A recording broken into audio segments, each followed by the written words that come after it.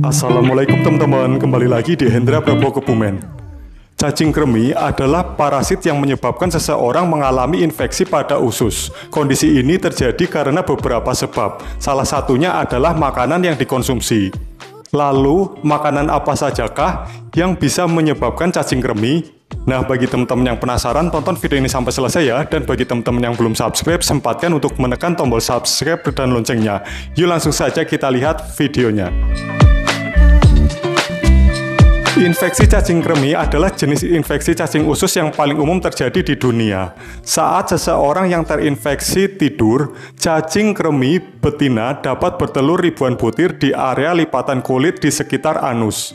Kebanyakan orang yang terinfeksi cacing kremi tidak memiliki gejala, tetapi beberapa orang mengalami anus gatal dan tidur gelisah. Infeksi cacing kremi paling sering terjadi pada anak usia sekolah, karena telurnya dapat dengan mudah menyebar dari satu anak ke anak yang lain.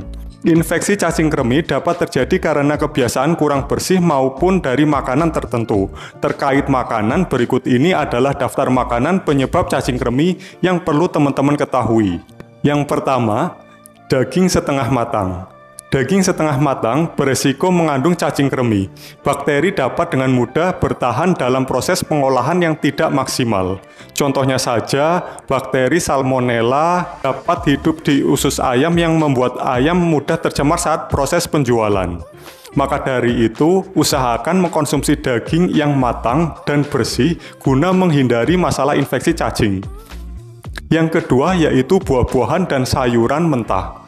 Seseorang juga bisa terinfeksi cacing kremi melalui konsumsi buah dan sayuran mentah yang kurang bersih. Oleh karena itu, sangat penting untuk mencuci buah dan sayuran serta mengolahnya dengan benar sebelum teman-teman mengkonsumsi. Proses pembersihan yang tepat dapat membantu mengurangi resiko terkena infeksi cacing kremi. Yang ketiga, ikan setengah matang. Mengkonsumsi ikan setengah matang yang mengandung larva yang terinfeksi dapat menyebabkan penyebaran cacing kremi. Bila itu terjadi, terkadang akan muncul reaksi alergi atau batuk. Cacing yang tidak segera keluar akan menetas di jaringan usus, menyebabkan respon kekebalan yang parah yang menyerupai radang usus, buntu, atau penyakit Crohn. Yang keempat, susu yang tidak dipasteurisasi. Tidak hanya cacing kremi, susu yang tidak dipasteurisasi juga dapat menyebabkan infeksi dan penyebaran banyak bakteri, parasit, dan virus yang berbahaya. Cacing kremi bisa menginfeksi sapi secara langsung sehingga akhirnya susunya pun juga mengandung cacing kremi, ataupun melalui interaksi langsung yang tidak bersih ketika memerah susu sapi. Oleh sebab itu, pasteurisasi menjadi penting dalam pengolahan susu. Pasteurisasi dapat membunuh mikroba berbahaya dalam susu tanpa mempengaruhi rasa atau nilai gizi dan nutrisi dari susu tersebut. Yang kelima yaitu babi. Mengkonsumsi daging babi juga menjadi penyebab lain dari infeksi cacing kremi.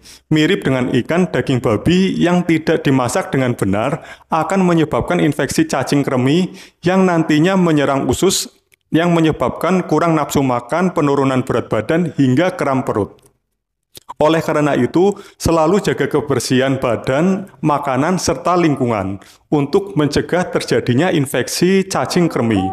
Oke, seperti itu saja pembahasan daftar makanan yang bisa menyebabkan infeksi cacing kremi. Bagi teman-teman yang masih memiliki pertanyaan, silakan bisa tuliskan di kolom komentar. Terima kasih sudah menyaksikan video ini sampai dengan selesai. Semoga teman-teman sehat selalu, always be happy, sampai jumpa, dan have a nice day.